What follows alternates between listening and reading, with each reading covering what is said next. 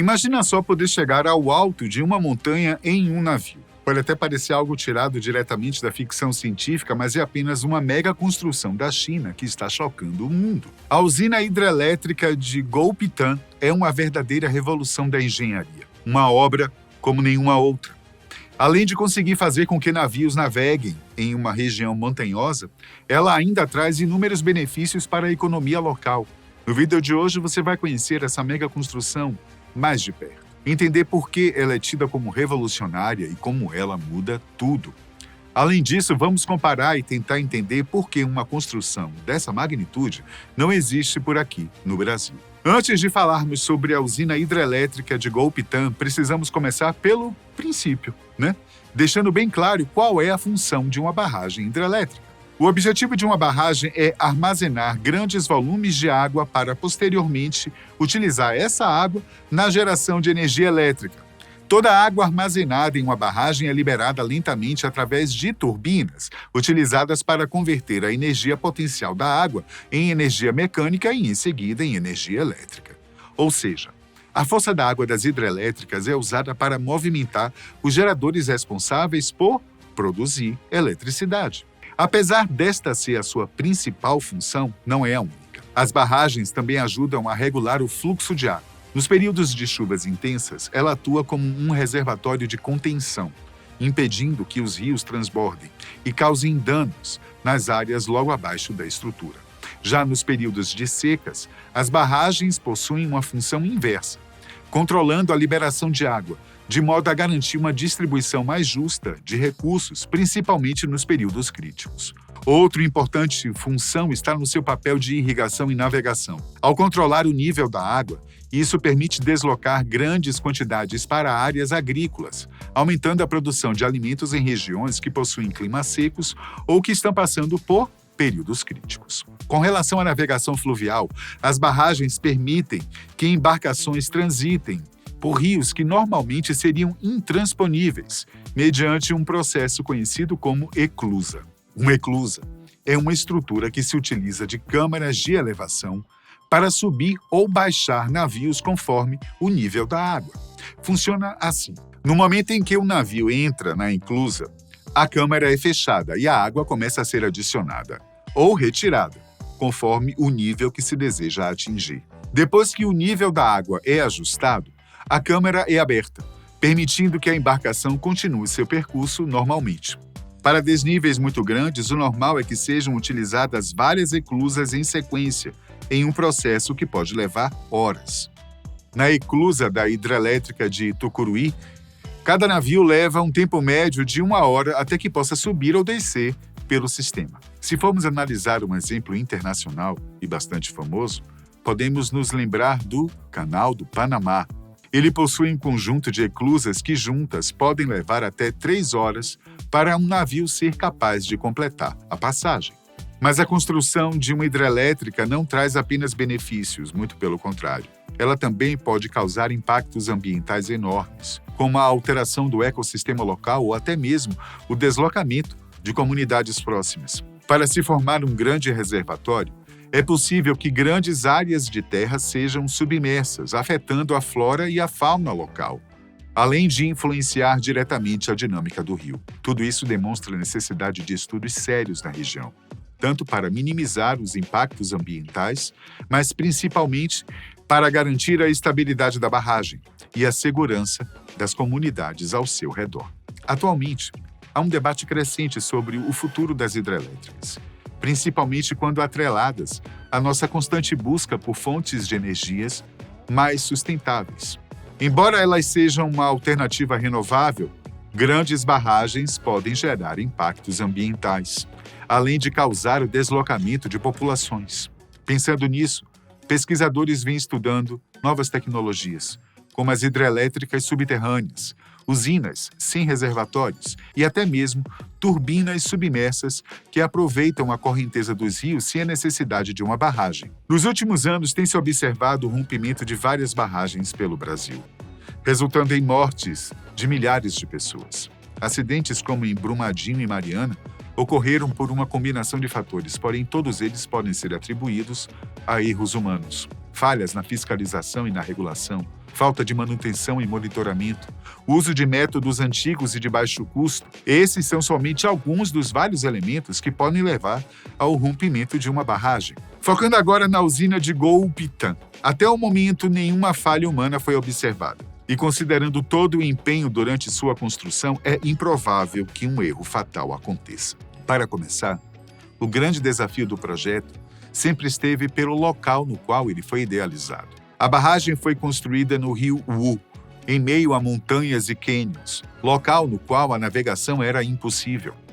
O rio possui um curso extremamente acidentado, com uma diferença drástica de altitude, o que apenas contribui para esse desafio geológico.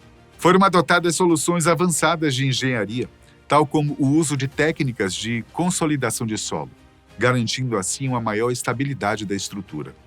Esse cuidado foi tomado não apenas com relação ao local da construção, mas principalmente visando preservar o ecossistema, reduzindo ao máximo o impacto ambiental.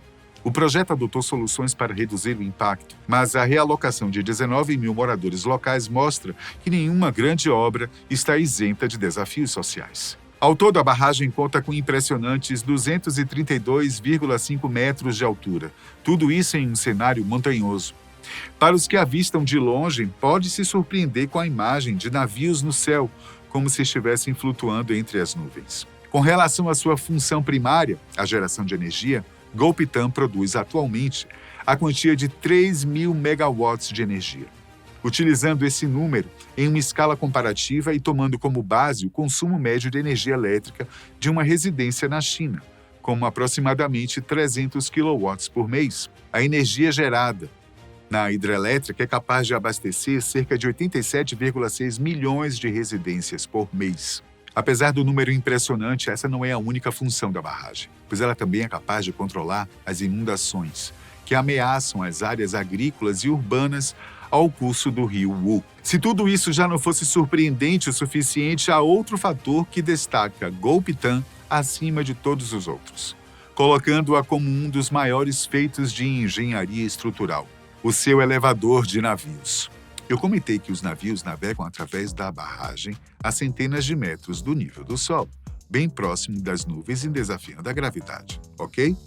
Mas como é que eles são capazes de chegar até o topo de uma montanha? Para eles alcançarem alturas tão elevadas, o processo de eclusa não é o suficiente, sendo necessário a utilização de elevadores próprios para esta função. Um elevador de navios é uma estrutura complexa, projetada para transportar embarcações por grandes desníveis, tal como para o topo de uma montanha. Ao invés de ajustar o nível da água, tal qual uma eclusa, o navio aqui é fisicamente elevado ou abaixado. Trata-se de um sistema altamente complexo, envolvendo uma combinação de engenharia mecânica, hidráulica e computacional. Apesar de complexo, podemos conferir de modo simplificado seu funcionamento passo a passo.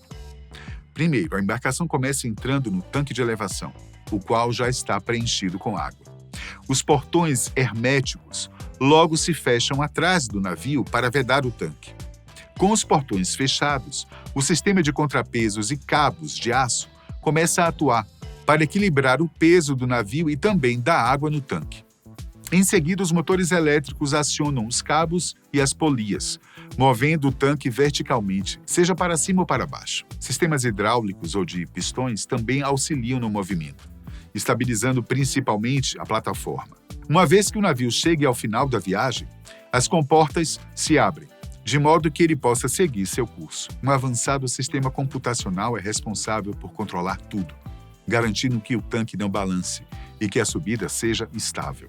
O elevador de navios não é algo novo, possuindo versões que datam desde o século XIX. Contudo, Golpitã apresenta uma estrutura única de engenharia, pois aqui ele não conta com apenas um único elevador, mas sim com 3 deles, conectados por 2 canais intermediários. Cada um dos elevadores possui o poder para içar navios de até 500 toneladas, atuando em alturas específicas de elevação. A soma das elevações dos 3 elevadores resulta em uma altura total de 199 metros, garantindo ao elevador de Golpitã o título de maior do mundo. Esse projeto apresenta uma velocidade de içamento de aproximadamente 8 metros por minuto, Um navio de até 500 toneladas demoraria apenas 10 minutos para subir uma montanha. Se formos comparar com o tempo médio de uma eclusa de até 1 hora, o elevador apresenta um desempenho muito superior. Com a usina pronta, o transporte de cargas pesadas até áreas antes vistas como inacessíveis, como no alto de uma montanha, impulsiona o crescimento local. Desde sua inauguração em 2021, novos investimentos, bem como novas oportunidades de comércio, têm movimentado não apenas a região, mas a economia chinesa como um todo. São vários os benefícios resultantes. A produção de energia em larga escala contribui para a redução de fontes de energia mais poluentes, tais como carvão, e contribuem no processo de transição energética do país. O elevador de navios permitiu a navegação pelo rio Wu, o qual antes era tido como um obstáculo para o transporte de mercadorias. Isso fez com que os custos de transporte de matérias-primas e produtos industriais fossem reduzidos. Os investimentos extras na região promovem uma maior urbanização, bem como o crescimento de cidades vizinhas. Além disso, vários empregos, diretos e indiretos, foram criados durante a construção e a manutenção da usina. Por se tratar de uma obra inovadora de engenharia e tecnologia, setores como o turismo se inflamaram.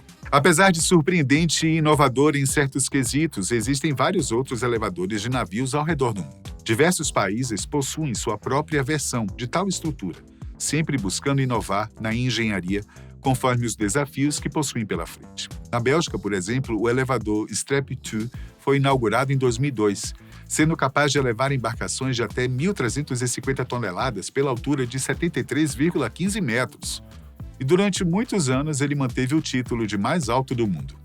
Já na Inglaterra encontra-se um dos mais antigos do mundo, o elevador de barcos de Anderton, construído em 1875. Inicialmente ele foi feito para embarcações superarem o desnível de apenas 15 metros.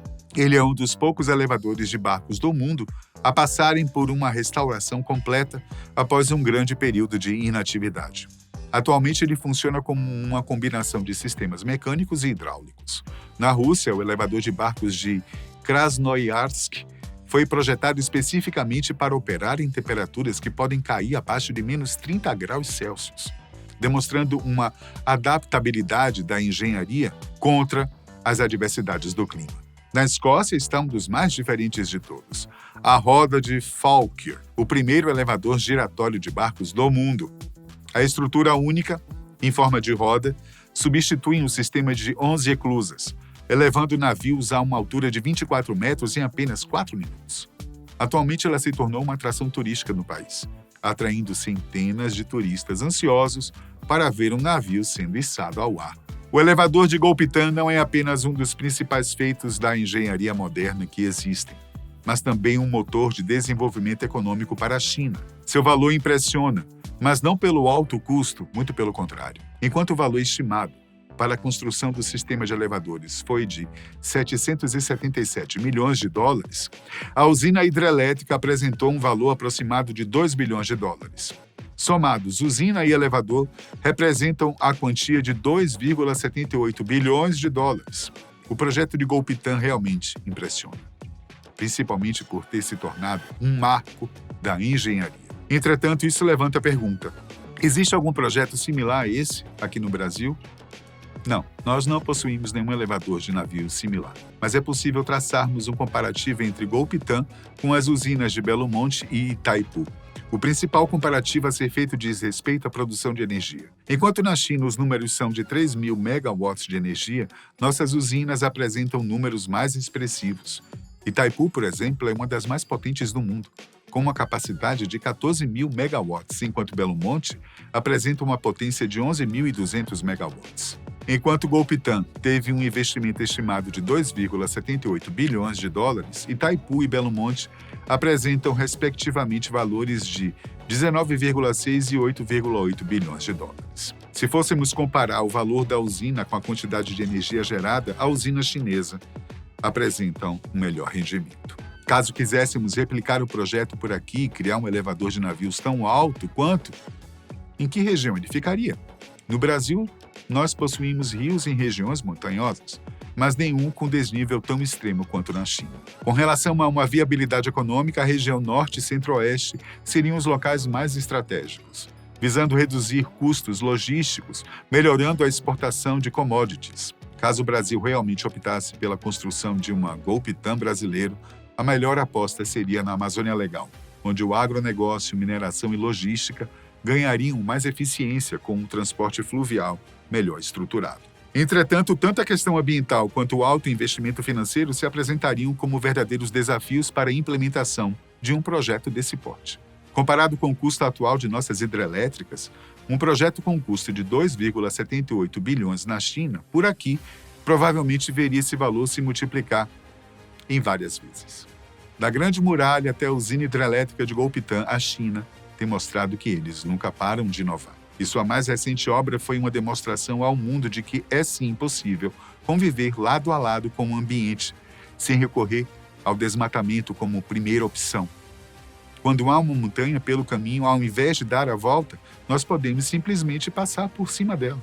Agora, voltando para o Brasil, por aqui nós já provamos que sabemos como construir grandes hidrelétricas. Mas será que conseguiríamos um projeto tão ousado quanto o Golpitã? Ou será que os desafios ambientais e financeiros tornaram isso inviável? Deixa aí a opinião nos comentários e até a próxima.